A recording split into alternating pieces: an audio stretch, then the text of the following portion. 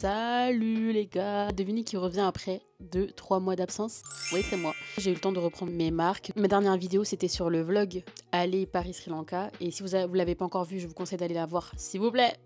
S'il vous plaît, ne me faites pas supplier encore. Petite update aussi, j'ai refait un peu pas la déco, mais la luminosité de ma chambre pour la rendre un peu, vous savez, chill, girly et tout. Et je trouve que ça rend ultra bien. Alors vraiment là, j'aime trop le cadre derrière, j'aime trop. En tout cas, vous me direz en commentaire ce que vous en pensez. Je me suis rendu compte d'un truc que je me suis jamais présenté. Genre là, vous avez vu une meuf pop-up de nulle part parler d'un voyage aller Paris-Sri Lanka Nani, vous savez même pas qui elle est. Du coup, on va faire les choses dans l'ordre. C'est ce que je me suis dit. Alors moi, c'est Gaïa. Moi, j'ai 23 ans, j'ai 2 petites sœurs, une petite famille normale. Je suis parisienne d'origine tamoule. Du coup, je suis Sri tamoule. Et j'ai pas beaucoup de famille en France. Donc voilà, moi en fait, quasiment toute ma famille est au Tamaulilam. D'où mon voyage pour aller les retrouver. Voilà. Donc les oncles, les tantes, les cousins, les cousines, je les connais pas trop. J'en ai pas ici. J'en ai que quasiment que au Tamaulilam ou parfois dans d'autres pays et tout. Mais voilà, on souffre, mais c'est pas grave. C'est comme ça. Du coup, je sais pas s'il y a beaucoup de personnes qui sont dans mon cas. Ça se trouve, je suis vraiment toute seule.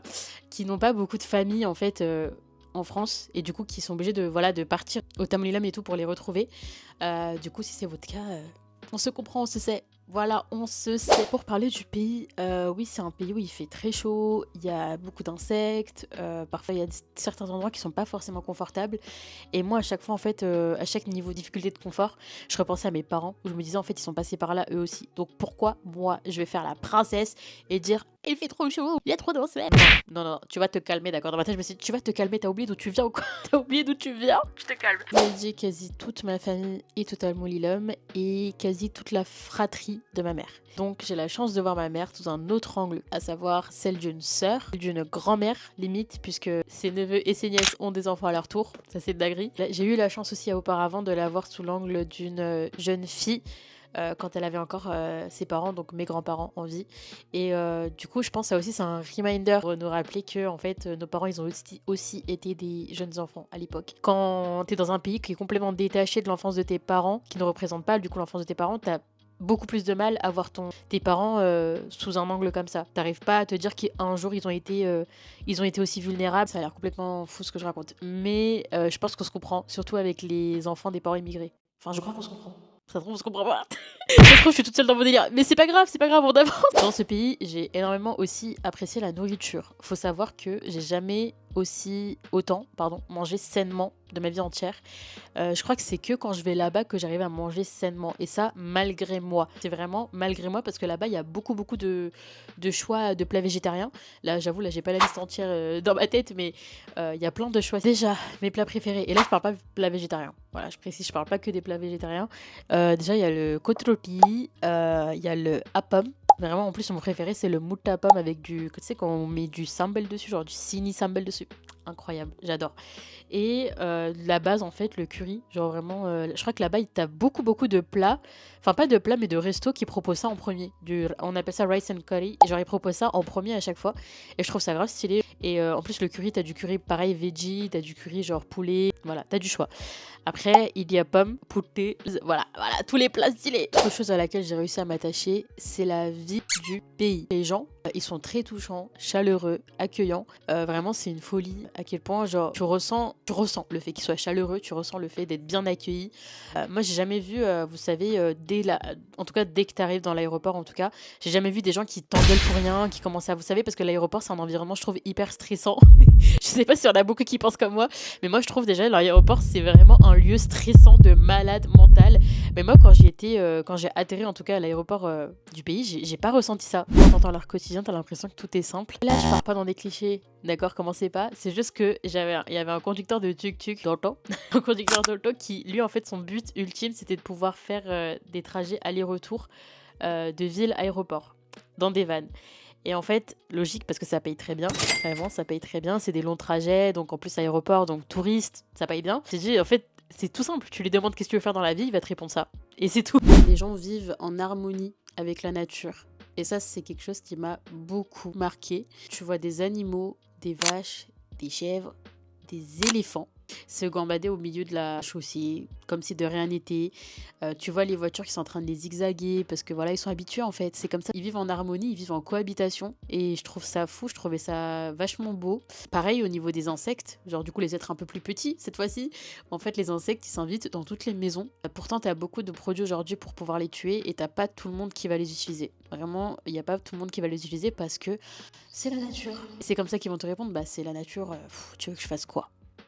Je les tue, mais il y en aura d'autres qui vont revenir. Et puis c'est comme ça en fait. En parlant de la nature aussi, elle est absolument partout. Vraiment partout, partout, partout. Je crois que j'ai jamais vu autant la couleur verte de ma vie entière. Vraiment de ma vie entière. Et ça à partir du moment où tu mets les pieds sur le sol en fait. Sur le sol du pays. D'ailleurs j'ai cette fameuse vidéo là où je suis en train de filmer l'extérieur quand j'atterris.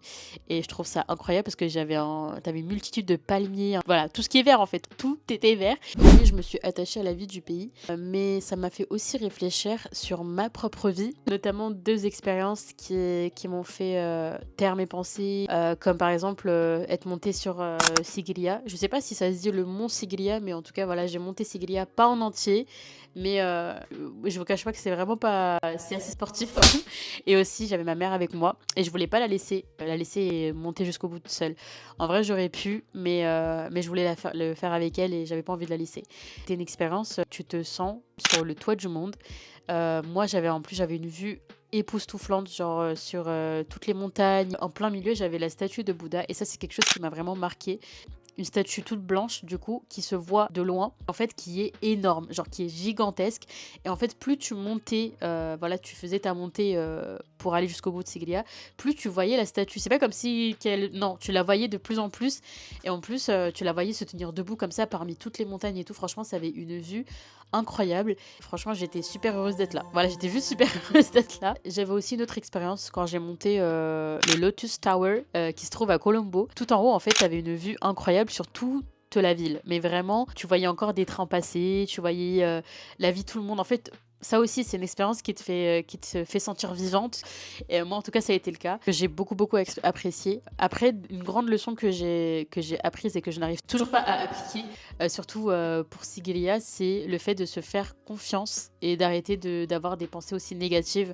Parce que moi, déjà, pour y aller, c'était pas gagné, hein. On était à l'est, on devait aller à Colombo. Donc, on devait traverser un peu tout le. On devait faire une ligne droite un peu. Et en ligne droite, ça faisait 7 heures de trajet de voiture, je crois. Moi, je me suis dit, mais venez, on passe par Sigiriya. Je voulais faire quelque chose qui soit bien marquant. Et Sigiriya, c'est un peu au centre du pays. Du coup, je me suis dit, on peut faire un mini détour et repasser comme ça. Au début, mon père, il était pas très chaud. Il fait, mais tu compliques un peu le truc. Au pire, tu le feras une prochaine fois, etc. Moi, je me suis dit, allez, tant qu'à faire, venez, on le fait et tout. Et je me suis un peu endossé cette responsabilité de passer par là. Et mon père, il a dit, bon, ok, allez. Du coup, j'avais quand même ce petit poids de, ouais, si ça se passe mal, ça c'est un peu de ma faute, parce que c'est moi qui ai insisté. En plus, 2 jours avant de partir, de bouger à l'ouest, 2 jours avant de partir, on m'a dit, ah, mais vous allez passer par Célia, vous êtes sûr? On m'a dit, t'es sûr, tu veux faire ça? Parce que la montée, elle est pas vraiment facile et tout. Et là, j'ai commencé à regretter de fou. Je me suis dit, purée, je me suis lancée dans quoi? Mais qu'est-ce qui s'est passé dans ma tête? Et j'étais vraiment pas bien. Je commençais à flipper. Et je me dis, bon, on y va, on se lance, on verra. Au pire, si ça nous saoule, au pire, je fais marche arrière.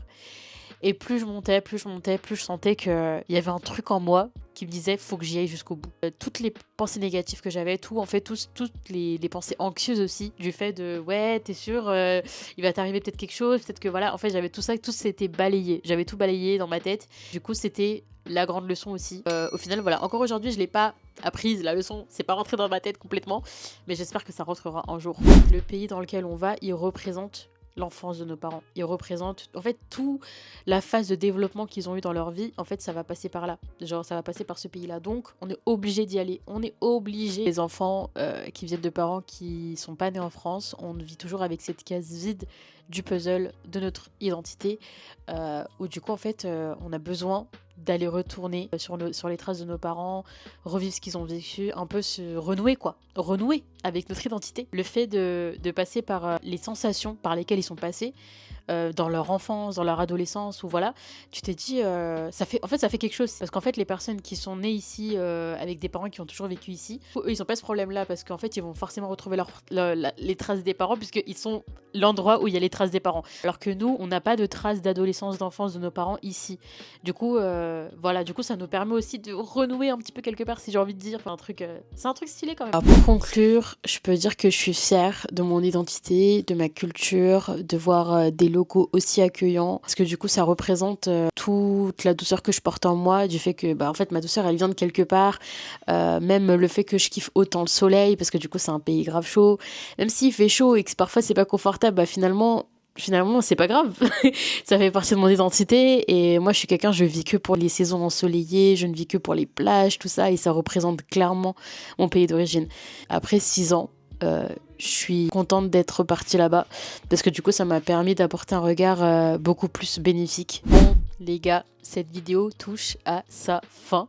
J'espère que je vous ai pas lâché en cours de route. Si ça vous a plu, n'hésitez pas à me le dire. N'hésitez pas à lâcher un petit like, un petit commentaire et de vous abonner s'il vous plaît. Voilà, je suis pas cramée. N'hésitez pas à vous abonner. En tout cas, moi ça m'a fait plaisir de faire cette vidéo et j'ai plein de concepts qui me viennent et vous allez voir peut-être cette grosse tête un peu plus souvent, j'espère.